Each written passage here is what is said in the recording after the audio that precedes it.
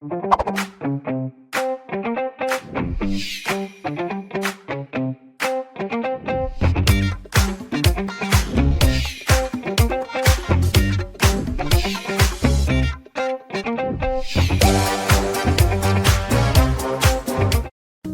you ever heard someone use a word that seems to represent something else entirely?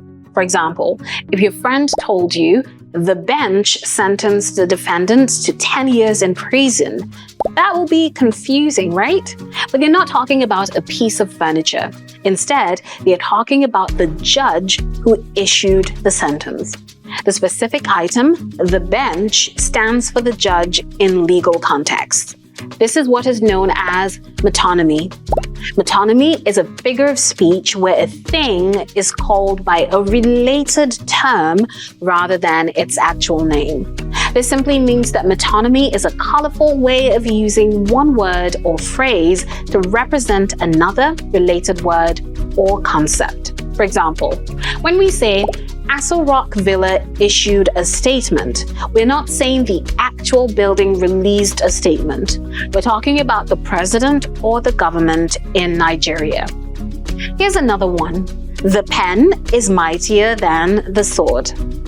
This statement does not talk about an actual pen and sword battling it out. Rather, it means words and ideas are more powerful than violence.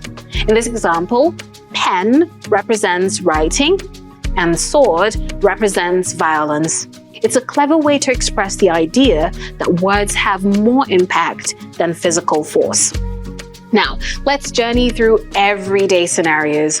If you hear the press is reporting the news, do you think the physical printing machines are narrating the news? No, it means the journalists or media outlets are reporting the news. The press, in this context, stands for journalists and media organizations. This is another instance of metonymy at play. Now take a look at this.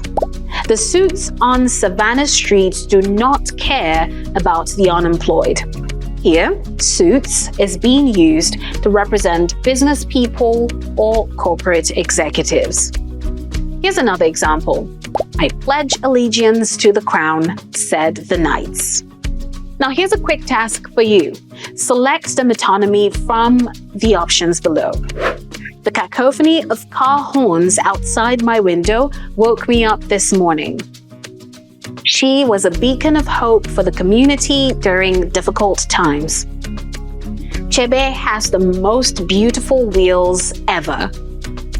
What do you think the answer is here? If you chose C, you're correct. The metonymy in the given options is wheels, which is being used to refer to a car in the sentence.